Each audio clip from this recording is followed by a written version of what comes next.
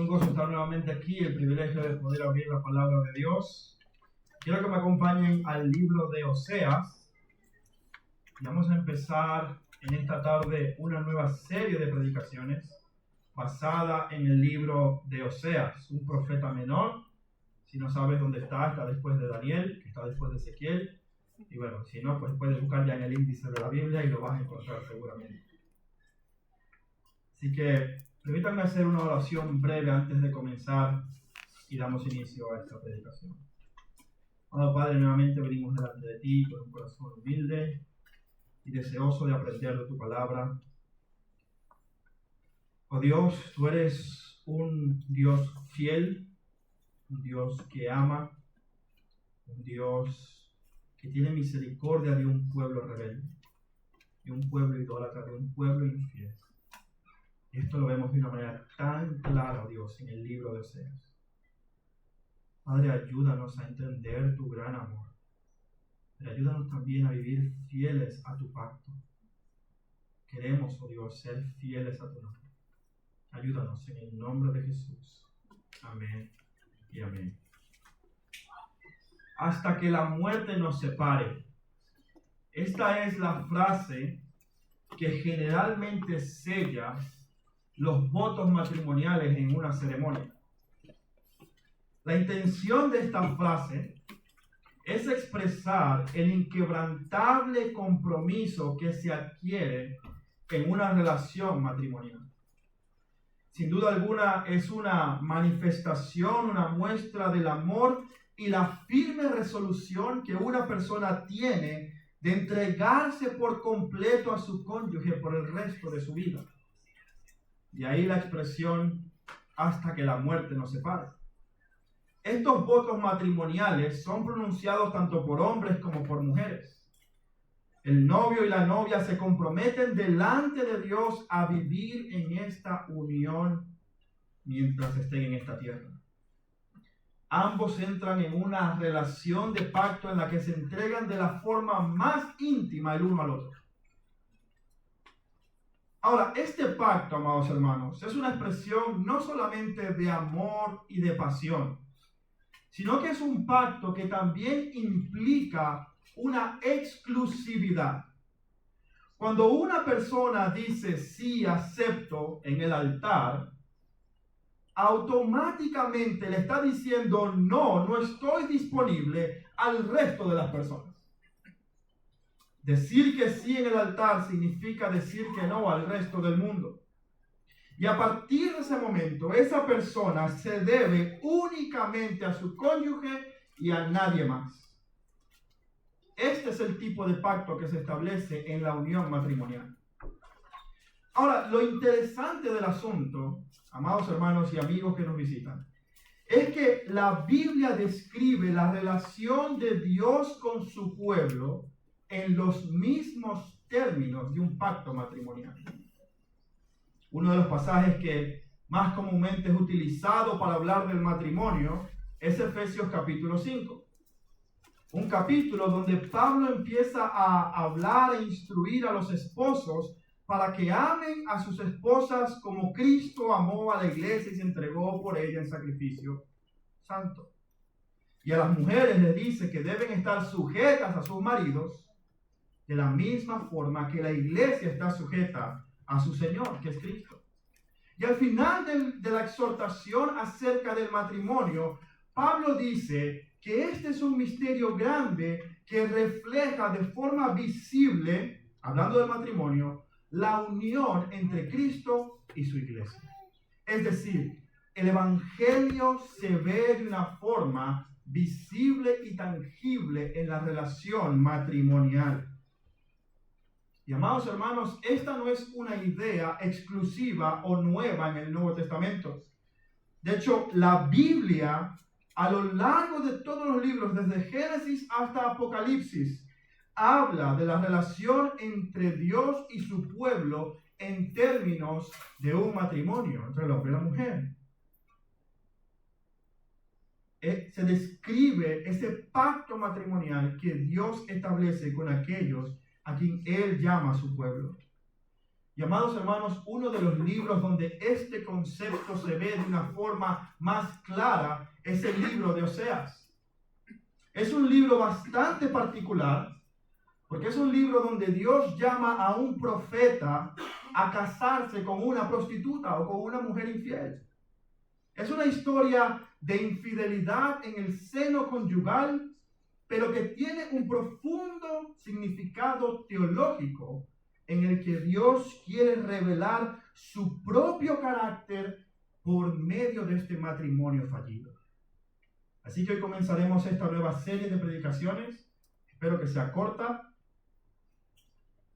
basada en el libro de Oseas, donde aprenderemos acerca de un amor que va más allá de la traición.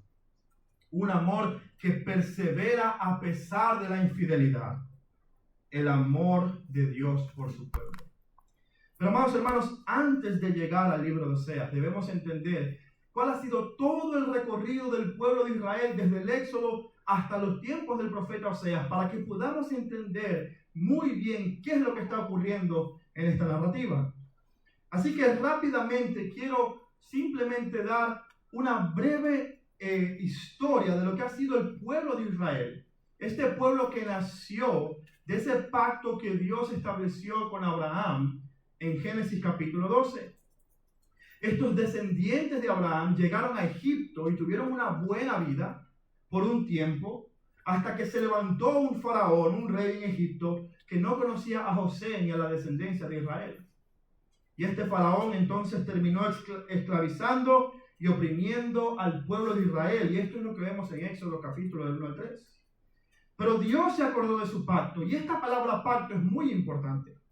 Dios se acordó de su pacto y liberó al pueblo de Israel por medio de Moisés de una forma milagrosa y gloriosa. Y tras su liberación, este pueblo de Israel, durante todo el Éxodo hasta el capítulo 19, llega al monte Sinaí. Y amados hermanos, esta es la primera parada clave en nuestra historia. Porque es en el monte Sinaí donde Dios establece su pacto con su pueblo. En Éxodo capítulo 19, versículos 5 y 6, Dios dice lo siguiente: ahora pues, si en verdad escuchan mi voz y guardan mi pacto, serán mi especial tesoro entre todos los pueblos, porque mía es toda la tierra. Ustedes serán para mí un reino de sacerdotes y una nación santa. Más adelante en Éxodo capítulo 24, versículo 7, Israel responde de la misma forma que lo haría un novio o una novia en el altar. Ellos dicen, sí, acepto. Y entonces en el capítulo 24 ellos dicen, todo lo que el Señor ha dicho haremos y obedeceremos. Y en ese momento, amados hermanos, se establece un pacto entre Dios y su pueblo. Un pacto de intimidad que equivale o que se ve claramente en el pacto matrimonial. En Levítico 26, 12, en el contexto todavía del establecimiento de este pacto, Dios dice lo siguiente, y quiero que te quedes con esta frase.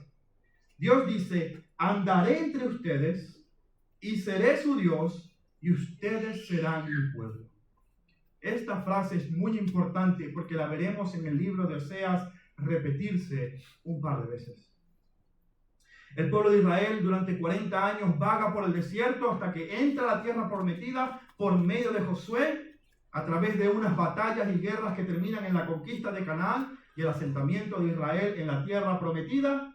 Y pasan muchos años de jueces y reyes, y a pesar del pacto y la advertencia que Dios le había hecho al pueblo, el pueblo de Israel no obedeció el mandamiento y en vez de permanecer fiel a su Dios, se desvió de su pacto. Llegamos así al rey Salomón, un rey cuya sabiduría se escuchaba por toda la tierra, aquel que construyó el templo donde la presencia misma del Dios del pacto iba a habitar. Y este fue el mismo rey que empezó a contraer matrimonio con muchas princesas de diferentes naciones paganas, con el deseo de establecer y consolidar su poder político y económico por medio de estas alianzas con naciones paganas. Evidentemente, sus esposas empezaron a influenciarlo. Y entonces Salomón comenzó a permitir y promover la adoración a otros dioses en el pueblo de Israel. Y tú dirás, ¿qué significado tiene esto? Pues el pacto que Dios había establecido con su pueblo era un pacto de exclusividad. En Éxodo 20, versículos 2 y 3, se nos dice, no tendrás dioses ajenos delante de mí. Pero Salomón, aún con toda su sabiduría, comenzó a promover la adoración a ídolos en medio de Israel. Bajo este rey, Israel iba a experimentar lo que llamarían su época dorada, una economía abundante, una sabiduría y un reino de paz. Pero tras la muerte de Salomón, su pecado se hizo evidente en la casa de Israel. Y entonces el reino se divide por un conflicto político generado por su hijo, y hay 10 tribus en el norte que se hacen ahora un nuevo reino, proclamando un nuevo rey, alejados de la casa de David, y las 2 tribus que quedaron en el sur entonces quedan como lo que se conoce como el reino del sur o el reino de Judá. Y es en este contexto, amados hermanos, en que el profeta Oseas ejerce su ministerio. ¿Han visto la progresión rápida de cómo Israel pasó del Sinaí a la tierra prometida con una promesa de pacto en la que se había comprometido a adorar únicamente a su Dios y obedecer únicamente a su Dios, pero que ahora sus reyes la apartaban de la adoración a Jehová? Cuando se divide este reino, Israel queda dividida políticamente, pero no religiosamente. Y esto es significativo, porque si están políticamente divididos, pero no religiosamente, quiere decir que la gente del reino del norte iba a ir al reino del sur, donde estaba Jerusalén, donde estaba el templo, a adorar a Dios. Entonces, ¿qué mejor estrategia que evitar que la gente tenga que ir al reino del sur? ¿Y por qué no construir templos en el reino del norte? Y eso fue lo que hizo Jeroboam. 2 templos construyó, uno en Dan, otro en Betel, y estableció en cada templo un becerro de oro que nos debe sonar a algo que también ocurrió en la historia de Israel, y le dijo a su pueblo, este es Jehová que te sacó de la tierra de Egipto. Y entonces en el reino del norte, durante todos estos años, se caracterizó por la idolatría extrema y la adoración a Baal. Es en el reino del norte donde profetas como Elías y Eliseo llevan a cabo su ministerio. Es donde ellos le hacen frente a aquella popular Jezabel que mataba a los profetas de Jehová. Y unos 170 años después de la división del reino, entonces llegamos a los tiempos del profeta Oseas. ¿Por qué esto es importante? Esto puede ser un poco tedioso, pero es importante, amados hermanos, porque Dios había enviado profetas anteriores durante 170 años para exhortar al pueblo de Israel, al reino del norte, a que se apartara de su idolatría, a que abandonara a los dioses paganos y se volviera a la adoración al único Dios verdadero. 170 años de infidelidad. Y todo este recuento histórico debemos entenderlo de nuevo a la luz del pacto que Dios había establecido en el Sinaí, a la luz de ese compromiso que el pueblo mismo había adquirido delante de su Dios. Y es aquí entonces donde Oseas entra en escena. Y lo que vamos a ver, amados hermanos, es que el libro de Oseas por completo utiliza la analogía del matrimonio simplemente para hablar de la realidad espiritual que vivía en la relación con su pueblo. Oseas entonces es este esposo fiel y redentor, mientras que Israel es Gomer, la prostituta que se entrega a los muchos amantes. Así que quiero animarte a que leas conmigo ahora sí, después de esta corta introducción, capítulo 1, versículos del 1 al 2. Dice así: palabra del Señor que vino a Oseas, hijo de Beri, en días de Usías, Jotam, Acaz y Ezequías, reyes de Judá, eso es el reino del sur, y en días de Jeroboam, hijo de Joás, rey de Israel, eso es el reino del norte. Cuando por primera vez el Señor habló por medio de Oseas, el Señor le dijo: ve, toma para ti una mujer ramera y ten con ella hijos de prostitución, porque la tierra se prostituye gravemente, abandonando al Señor. La primera escena que encontramos en el libro de Oseas es la escena de una boda, pero una boda que no da como mucha esperanza. Una boda que uno ya con leer el primer y el segundo versículo ya dice: esto no va a terminar bien. Ya la cosa ha empezado turbia. ¿Por qué Dios le pediría a uno de sus profetas que se casara con una mujer que no vive conforme al propósito de Dios? Especialmente cuando encontramos en el pacto tantas advertencias al pueblo de Israel de no casarse con las mujeres de los cananeos porque los iban a llevar tras los ídolos. Y aunque esta mujer en principio no es cananea, ya sabemos que su actitud demuestra una adoración a los ídolos. ¿Por qué Dios lo haría? Bueno, lo primero que quiero decir, amados hermanos, esto tiene que quedar muy claro. El libro de Oseas no está anulando el principio bíblico de que no debemos unirnos en yugo desigual. ¿Ok? Esto no es algo prescriptivo para toda la iglesia. Dios no permite, no ve con buenos ojos que un creyente con conocimiento y habiendo nacido de nuevo se una con una persona que no adora a Cristo. Ahora, si ya estás en esa situación, el mismo apóstol Pablo dice: no pasa nada, no tienes que divorciarte, ya conoces al Señor, ya estabas casado, no estás en pecado. Pero si no estás casado, no debes buscar una persona que no es del pueblo de Dios, porque eso te traerá muchos problemas. Ahora, si este es el caso, entonces ¿por qué Dios hace una excepción con Oseas? Bueno, creo que la respuesta está en el mismo versículo 2. Dios le dice a Oseas cuál es el mandamiento y cuál es el propósito del mandamiento. ¿Por qué le está mandando esto? Mira lo que dice. La última parte del versículo 2. Porque la tierra se prostituye gravemente, abandonando al Señor. Dios va a usar el matrimonio fallido de Oseas para mostrar el pecado no solamente de Israel, sino realmente de todas las naciones. De hecho, en el contexto del pacto, Dios dijo: me seréis una nación especial, porque mía es toda la tierra, declarando suya todas las naciones. Y por eso Dios aquí dice: toda la tierra se ha apartado de mí.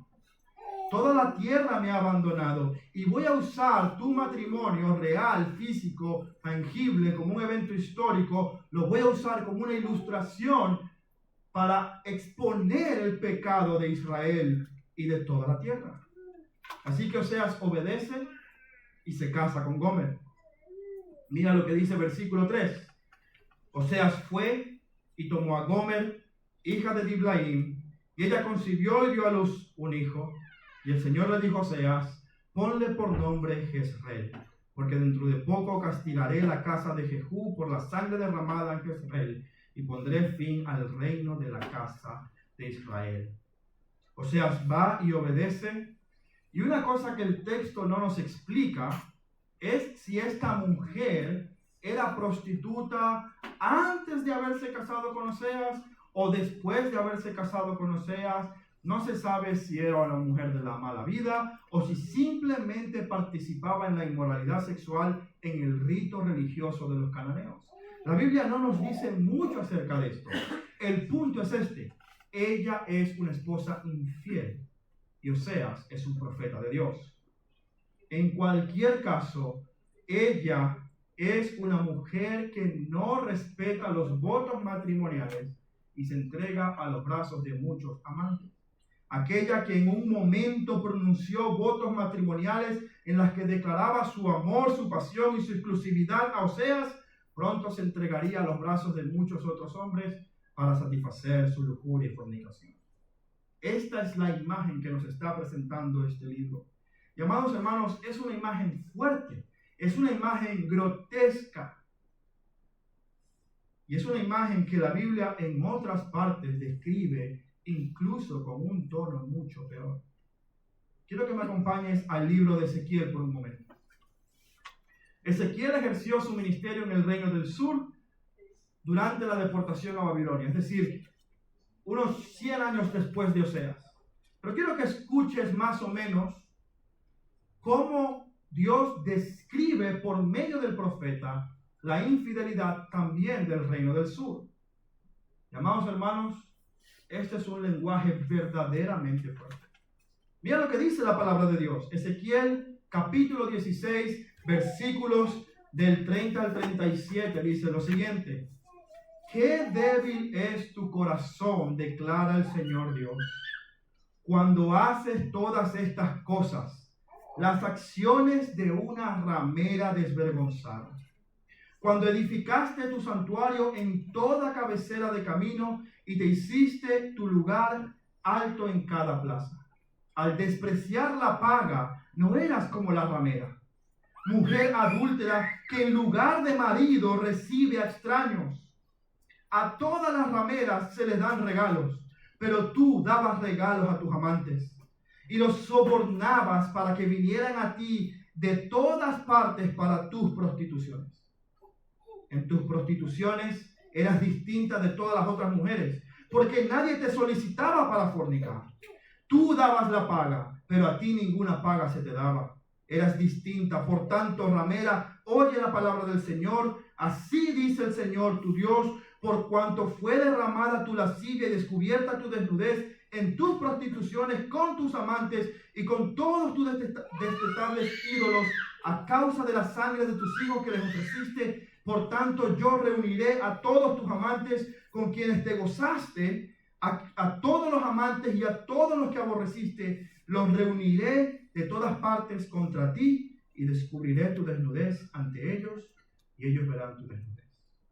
Amados, esto es un pasaje para mayores de 18 años. Dios está describiendo de una forma muy gráfica y grotesca el pecado de su pueblo. Y tú dirás, ¿cuál es este pecado? La idolatría.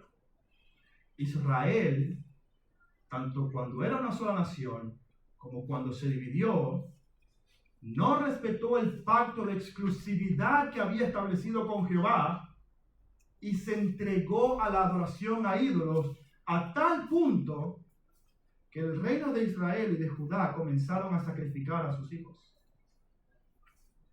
Yo no sé si tú sabías esto, pero a los niños inocentes los sacrificaban en los altares de Baal. Esta es la gravedad del pecado de Israel. Esta es la traición a la que Oseas se refiere en el capítulo 2. Hoy vamos a estar en Oseas del 1 al 3, pero vamos a estar yendo de aquí para allá. Quiero que leas conmigo Oseas capítulo 2, versículos del 2 al 5. Oseas 2, del 2 al 5. Discutan con su madre, discutan porque ella no es mi mujer y yo no soy su marido. Que quite pues de su rostro todas sus prostituciones y sus adulterios de entre sus pechos, no sea que yo la desnude completamente y la deje como en el día que nació y la ponga como un desierto y la reduzca a tierra seca y la mate de sed. Tampoco tendré compasión de sus hijos, porque son hijos de prostitución, pues su madre se prostituyó. La que los concibió se deshonró, porque dijo, iré tras mis amantes que me dan mi pan y mi agua, mi lana y mi lino, mi aceite y mi bebida. ¿Ves el lenguaje tan similar que hay entre ambos pasajes? Dios habla de Israel como su esposa adúltera, como una mujer fornicaria que fue infiel en el seno conyugal.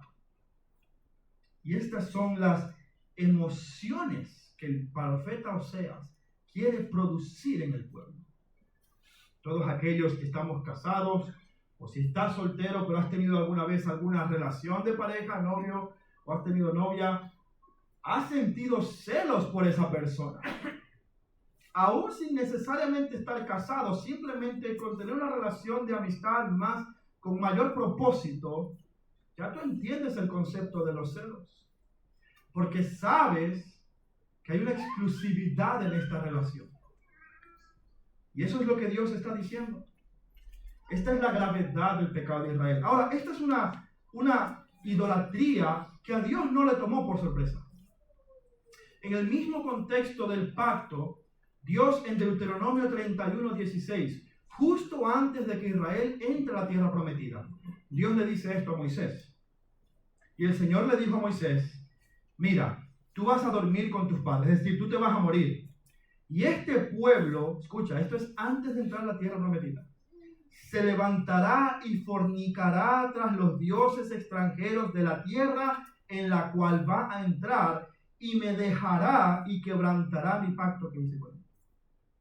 Dios sabía el pueblo al que había escogido.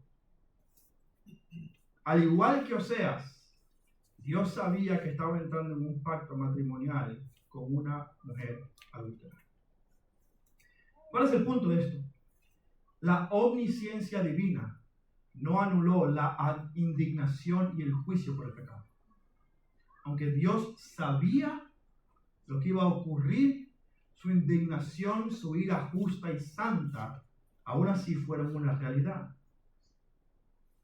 Él sabía que este pueblo no le iba a ser fiel. Así que Oseas 1 y 2 nos muestra el juicio. Este es nuestro primer punto, las consecuencias de la traición. Las consecuencias de la traición la vemos en Oseas 1 y 2 en diferentes partes del texto. En primer lugar, amados hermanos, lo vemos en los hijos que Oseas tiene con esta mujer.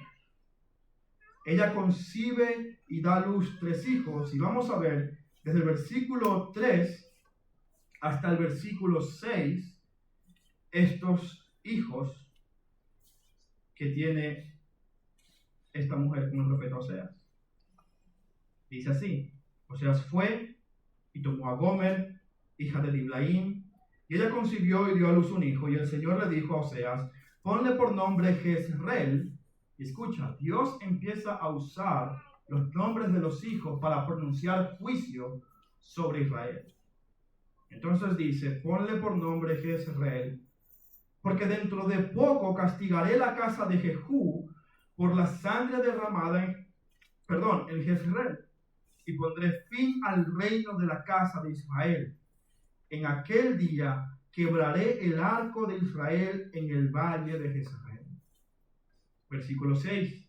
Ella concibió otra vez y dio a luz una hija, y el Señor le dijo, ponle por nombre Lo-ruama, porque ya no me compadeceré de la casa de Israel, pues no lo perdonaré jamás. Mira el versículo 8.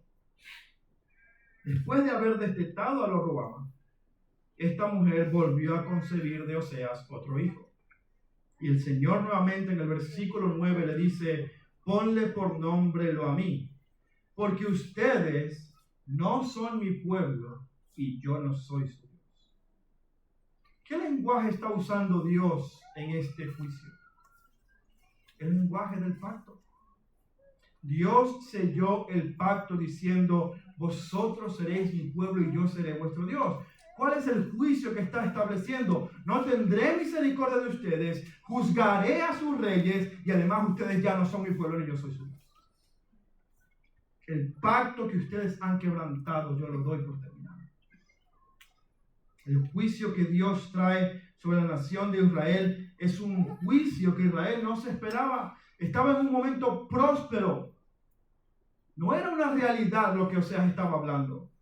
Israel escuchaba esto y no era lo que ellos veían. Ellos veían una nación próspera con todos sus ídolos. Pero Oseas estaba profetizando el posterior cautiverio que vendría a mano de los asirios. Israel iba a ser arrasada por completo por los asirios e iban a ser llevados nuevamente a la esclavitud. Mira lo que dice Oseas 2 del 11 al 13. Esta es la imagen que mejor engloba este juicio. Dice: haré cesar todo su regocijo, sus fiestas, sus lunas nuevas, sus días de reposo y todas sus solemnidades. Devastaré sus vides y sus higueras, de las cuales decía: son la paga de mis amantes que me han dado, y las convertiré en matorral, y las devorarán las bestias del campo, y los castigaré por los días de los Baales, cuando ella les ofrecía sacrificio y se adornaba con sus arcillos y sus joyas, y se iba tras sus amantes y se olvidaba de mí, declaraba el Señor. En vez de ser un árbol frondoso, como en el Salmo 1, aquel que es plantado, inamovible, que da fruto, Israel se iba a convertir en un desierto seco. Es como, hay una imagen tremenda que Oseas nos está mostrando tanto en la gravedad del pecado como en las consecuencias de ese pecado y el juicio que Dios traerá sobre ella. Es un juicio en el cual incluso sus hijos participan contra ella. En el versículo 2 del capítulo dice: discutan con su madre. Y este lenguaje es un lenguaje de querella, es un lenguaje legal en el que se levanta acusación contra esta persona. Tal era el juicio que hasta los hijos de ella iban a hablar en su contra por su inmoralidad en contra de su padre. Pero toda esta foto lamentable, que ya veo en sus caras que están todos así, esa es la intención de Oseas, que estemos todos así, es interrumpida de una forma repentina en el versículo 14 del capítulo 2. Dios está pronunciando juicio, está hablando de lo grotesco que es el pecado de Israel, pero de una forma abrupta y casi sorpresiva interrumpe el juicio para comenzar a declarar su amor inquebrantable a una esposa infiel. Mira lo que dice el versículo 14 del capítulo 2 hasta el versículo 20. Por tanto voy a seducirla, llevarla al desierto y hablaré al corazón. Allí le daré sus viñas y el valle de Acor por puerta de esperanza. Allí cantará otra vez como en los días de su juventud, como en el día que subió de la tierra de Egipto. Y sucederá en aquel día, declara el Señor, que me llamarás Ishi. Y esto significa, amados, mi esposo. Ya no me llamarás más Balí, que significa mi Señor, porque quitaré de su boca los nombres de los Baales y nunca más serán mencionados por sus nombres. En aquel día haré también un pacto por ellos con las bestias del campo y con las aves del cielo y con los reptiles de la tierra, y quitaré de la tierra el arco, la espada y la guerra, y haré que ellos duerman seguros. Escucha lo que dice el versículo 19. Te desposaré conmigo para siempre. Sí, te desposaré conmigo en justicia y en derecho, en misericordia y en compasión. Te desposaré conmigo en fidelidad y conocerás al Señor. En medio del juicio, en medio de la infidelidad, en medio de la idolatría, Dios interrumpe su juicio justo y merecido para hablar de su amor inquebrantable hacia un pueblo infiel. Esta lamentable imagen no es más que el escenario en el que Dios revela su propio carácter compasivo a este pueblo.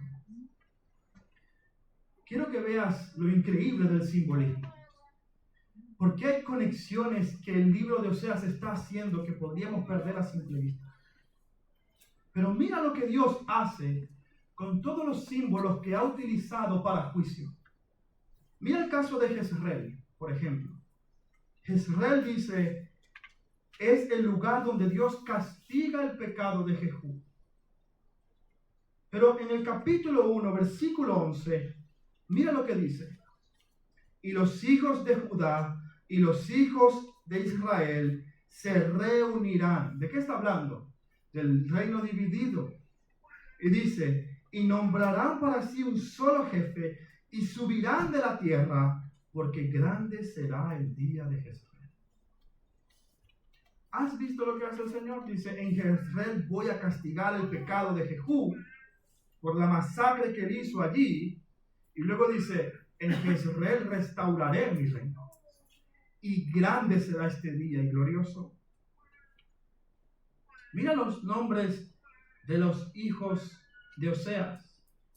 Son mencionados en el capítulo 1 como Lo Ruamá y Lo Amí. Y esto significa, no son mi pueblo, no tendré misericordia. Pero mira cómo se mencionan en el capítulo 2, versículo 23. Bueno, no se mencionan, pero habla de estas dos realidades.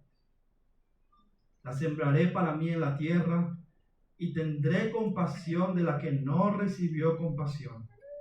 Y diré a la que no era mi pueblo, tú eres mi pueblo, y él dirá, tú eres mi Dios. De hecho, en el capítulo 2, versículo 1, ya Oseas nos da una pista, porque mira los nombres de los hijos.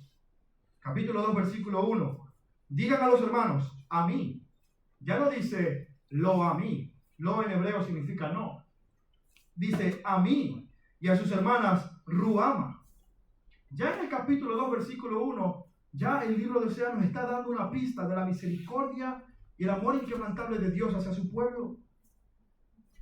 Mira, por ejemplo, las viñas y los campos, mencionadas en el versículo 12. Devastaré sus vides y sus higueras. Mira el versículo 14. Por tanto, voy a seducirla, hablaré a su corazón. Versículo 15. Allí le daré sus viñas. Aquello que Dios había destruido, finalmente Dios se lo dará como símbolo de restauración de la nación. Pero el mayor símbolo, amados, es el matrimonio restaurado. Sin duda alguna, esta es la imagen que Dios confronta en el capítulo 1 con el capítulo 2, donde vemos un matrimonio destruido por la infidelidad de la esposa y finalmente vemos un marido que renueva su pacto a pesar de la infidelidad. En el versículo 16, Dios dice, versículo 19, perdón, Dios dice, te desposaré conmigo para siempre.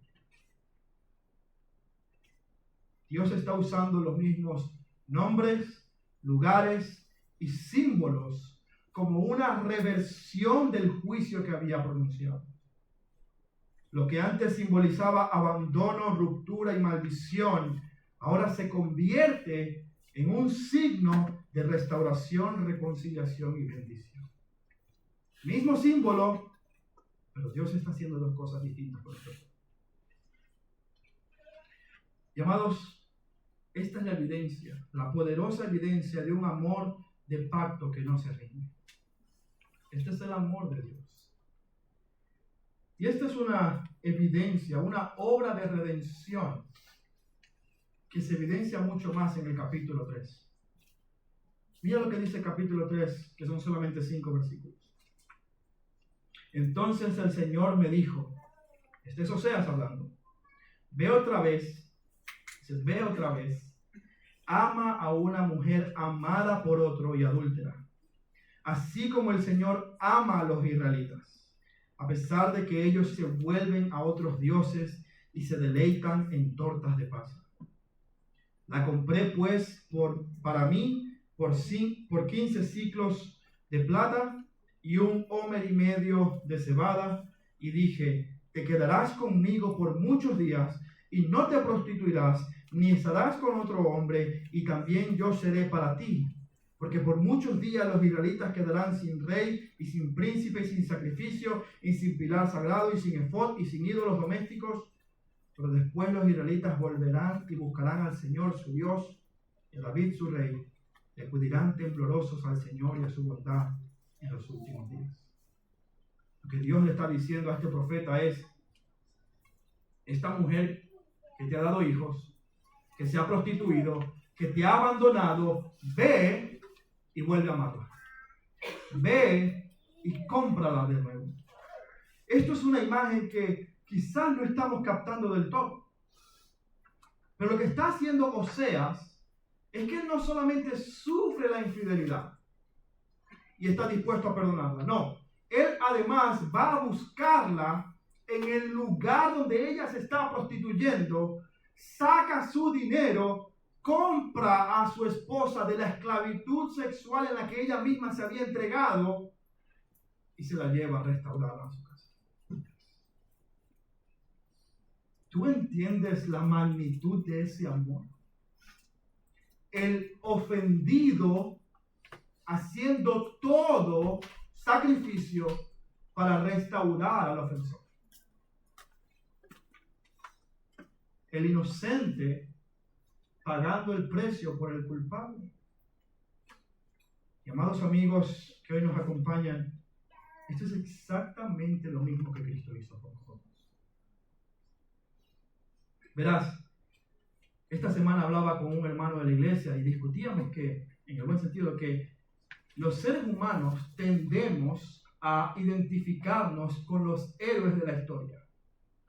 Si estamos viendo Los Vengadores, pues entonces nos identificamos con Iron Man o con Spider-Man o con algún héroe, pero nunca con Thanos o con los monstruos feos que aparecen allí. Nunca con eso. Y la verdad, amados hermanos, es que esta tendencia en nosotros es una tendencia equivocada. Incluso cuando leemos la Biblia. Pero cuando leemos, por ejemplo, la historia de David y Goliat, ¿con quién tendemos a identificarnos? Con David, por supuesto, que venció al gigante. Pero cuando vemos la evidencia que hay en nuestra vida, nos damos cuenta que tú y yo nos parecemos más a Gomer que a Oseas. Y la triste realidad y la ofensa del evangelio es que tú y yo somos esa mujer prostituta. Es que tú y yo somos esa mujer rebelde y adúltera delante de su Creador. Oseas capítulo 1, versículo 2 lo dejó muy claro. La tierra se prostituye gravemente, abandonando a su Señor. Es cierto que esta realidad era una realidad específica en el reino de Israel, pero es una realidad que se aplica a todas las generaciones, a todo ser humano en esta tierra en todas las épocas. Tú y yo no somos una esposa fiel para nuestro Dios. Tú y yo somos como esta prostituta. Y de la misma forma que Oseas pagó el precio por la libertad de Gomer, el precioso, santo, perfecto y sublime Hijo de Dios vino a este mundo a hacerse esclavo, siervo, sufrir todo tipo de castigo para pagar la libertad de una generación adúltera como tú y como yo. De nuevo, el inocente pagando el precio para liberar al culpable. Cuando el Nuevo Testamento reflexiona sobre el libro de Oseas, lo que hace es aplicar en este sacrificio de Cristo esta promesa que encontramos en Oseas capítulo 2. Quiero que vayas conmigo a Romanos capítulo 9, versículos 23 y 26.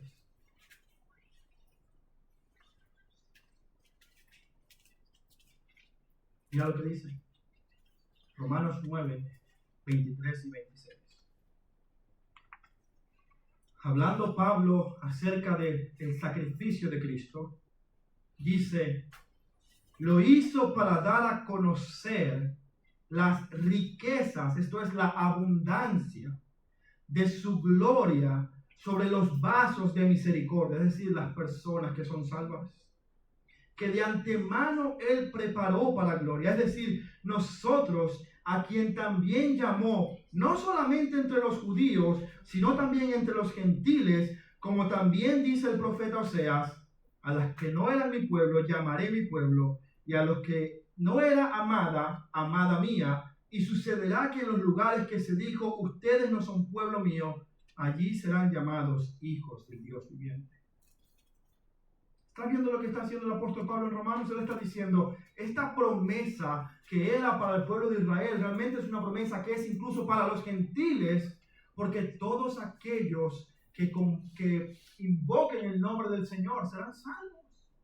Gente de todo pueblo y nación tiene acceso a esta misericordia y a esta gracia que se encuentra en Cristo Jesús. Amado amigo, el Evangelio no es algo cultural. El Evangelio no es algo que viene de Estados Unidos o de Latinoamérica a Europa. El Evangelio no es algo que solamente corresponde a un grupo étnico. Jesús no es únicamente de los judíos. Vino de los judíos, pero Jesús vino a salvar a gente de todo pueblo y nación. El Evangelio es para España. El Evangelio es para los españoles, para los nigerianos, para los venezolanos, para todos. Para todo aquel que quiera abandonar su idolatría y ser libre de la esclavitud del pecado. Así que, amado amigo, yo te animo en esta tarde, no dejes pasar un día más. No creas que tú eres como Oseas. Abre los ojos a la realidad de tu pecado. Entiende que tú y yo somos como esta mujer adúltera y que necesitamos que nuestro esposo fiel nos libre de la esclavitud en la que nosotros mismos nos hemos metido por nuestra rebelión. Ven a Cristo y sé libre. Si tú quieres hacer esto esta tarde, yo quiero hablar contigo al final del culto. Por favor, no dejes pasar esto. El libro de Oseas nos muestra el amor de un marido fiel que trasciende la traición de una mujer infiel. Pero quiero terminar con algunas verdades que aprendemos acerca de Dios y de nosotros mismos en estos primeros 3 capítulos.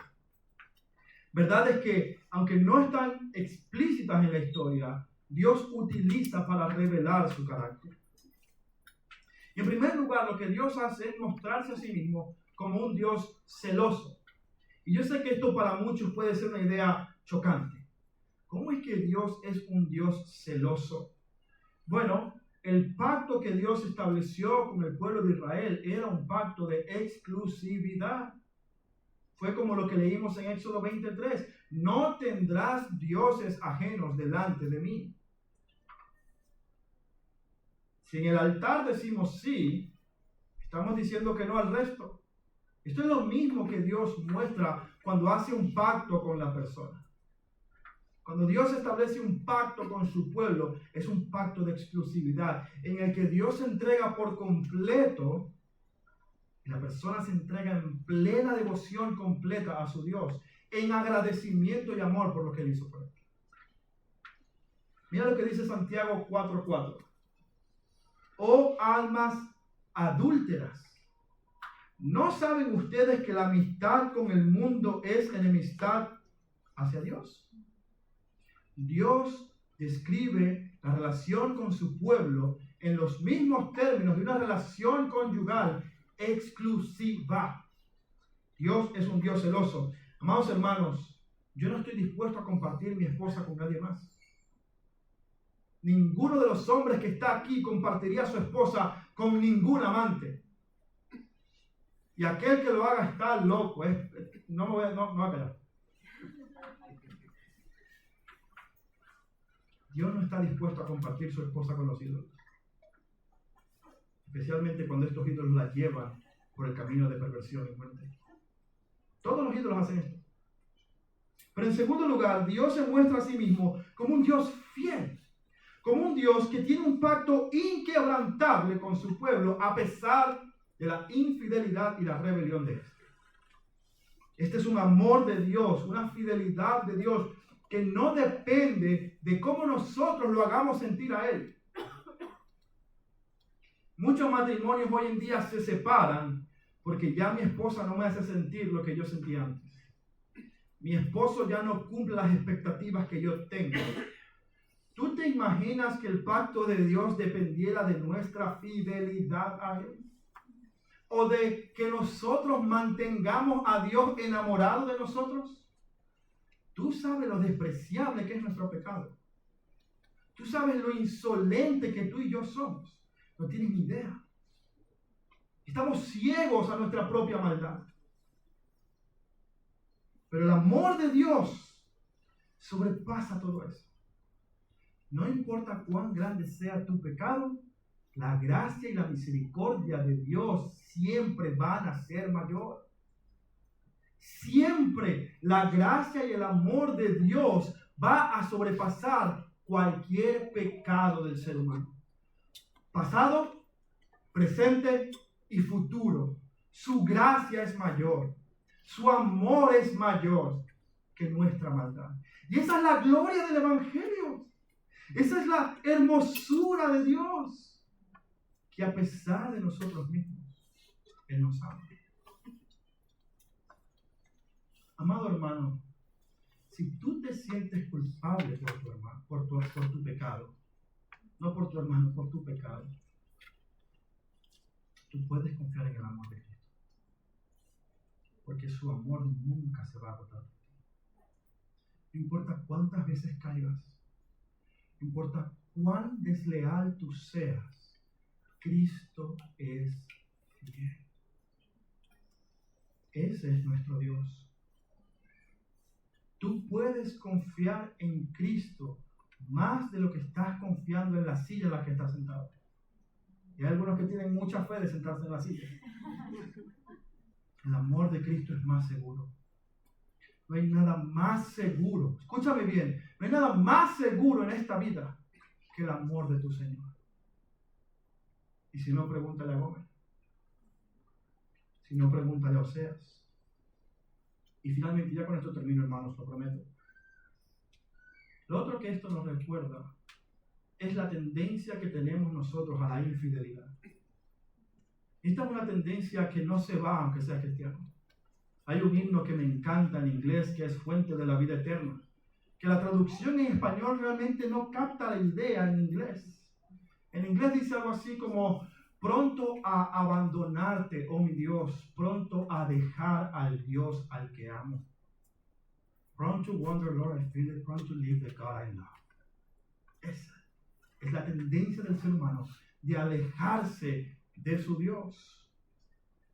Y nosotros los cristianos tenemos esta misma tendencia, y es por el amor de Cristo que permanecemos firmes. Pero quiero que sepas que la idolatría es tan sutil que muchas veces tú ni te vas a dar cuenta de estas tendencias en tu propio corazón. Yo no me doy cuenta de estas tendencias en mi propio corazón. Israel comenzó a adorar a becerros de oro diciendo: este es Jehová que te sacó de Egipto. Un becerro de oro. Mira la confusión que ellos tenían. Mira la tendencia que tenían ellos de desobedecer el pacto, aun cuando querían ser fieles, entre comillas. Y esto es lo que muchos han llamado el sincretismo religioso en el cristianismo. Estas ideas paganas, estas ideas de otra religión que se unen con el cristianismo y parecieran ser inofensivas. Yo me acuerdo hace unos años que empezó a salir este concepto del eneagrama. No sé si lo has escuchado. Si no lo has escuchado, ni lo busques.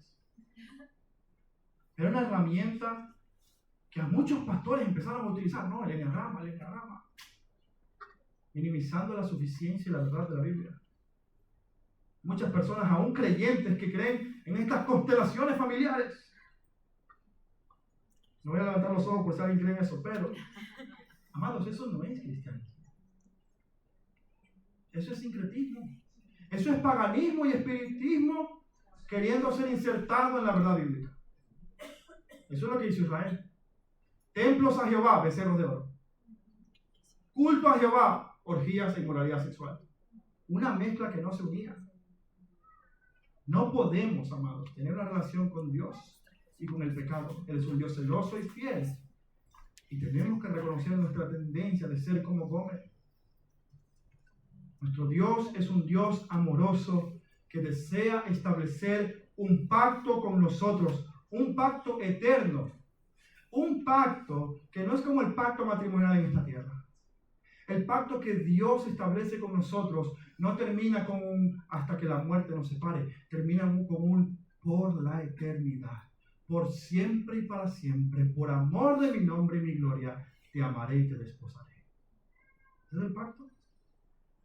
Que Dios nos ayude, amados hermanos, a serle fiel en esta relación exclusiva que Él quiere con nosotros.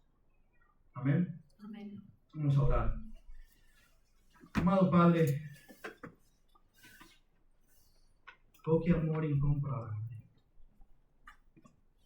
que nuestro Dios nos ha dado. Un amor inmerecido, un amor inagotable. Y Dios, yo no merezco mi infidelidad, lo vacilante que es mi corazón, la duda que en él todavía hay de tus promesas. Cuán inconstante es a veces mi corazón. Yo soy como vos. Todos nosotros somos como vos. Pero a pesar de nuestras muchas rebeliones, podemos confiar en un esposo fiel que nunca duda, que nunca cambia, que ha establecido con nosotros un pacto eterno en Cristo Jesús. Padre, yo te ruego, ayúdanos a corresponderte fielmente, porque es la única respuesta correcta.